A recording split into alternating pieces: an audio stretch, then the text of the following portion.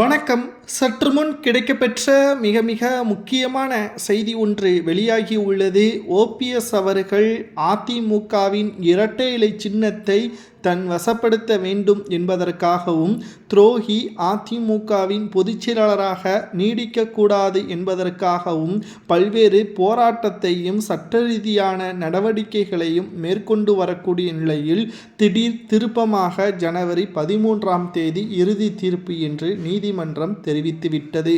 ஆனால் நாளை காலை ஒட்டுமொத்த அதிமுகவின் முக்கிய தலைகள் அதிர்ச்சியடையும் வகையில் தலைமை தேர்தல் அதிகாரியை சந்திக்க உள்ளதாக திட்டமிட்டுள்ளார். பாஜகவின் உதவியுடன் இந்த சந்திப்பு நடந்தால் இரட்டை இலை சின்னம் வழக்கில் மாபெரும் மாற்றம் ஏற்படும். இதனால் ஓபிஎஸ் அவர்களது கையில் அதிமுகவின் முக்கிய பொறுப்பு கைமாறும் என்றும், மேலும் எடப்பாடி பழனிசாமி அவர்கள் பதவி ஏற்றது செல்லாது என்ற தீர்ப்பு கூட வருவதற்கு வாய்ப்புகள் இருப்பதாக தகவல்களை நம்மால் பார்க்க முடிகிறது.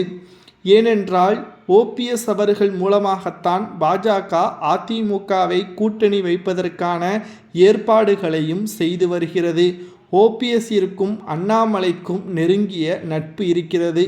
எடப்பாடி பழனிசாமி அவர்களுக்கும் அண்ணாமலை அவர்களுக்கும் எதிர் மோதல் இருப்பதன் காரணமாக அண்ணாமலையையும் விட்டு கொடுக்க முடியாமல், எடப்பாடியுடனும் கூட்டணி வைத்து கொள்ள முடியாமல் தற்பொழுது மத்திய பாஜக குழப்பத்தில் இருப்பதை உணர்ந்து கொண்டு ஓபிஎஸ் அவர்கள் இதை சரியாக காய் நகர்த்தி வருகிறார்.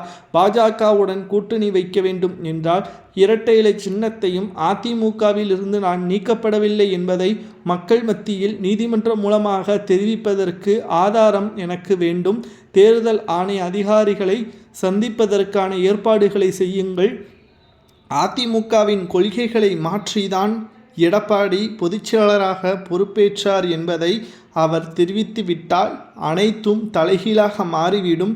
எடப்பாடி அதிகாரங்கள் அனைத்தும் பறிக்கப்படும் என்பதை ஓபிஎஸ் அவர்கள் தெரிவித்திருக்கிறார். இதனால் இந்த நடவடிக்கைகளை ஒட்டுமொத்தமாக மாற்றும் விதமாக தேர்தல் ஆணைய அதிகாரிகளை சந்திப்பதற்கான நேரம் ஓபிஎஸ்ஸிற்கு கொடுக்கப்பட்டுள்ளது.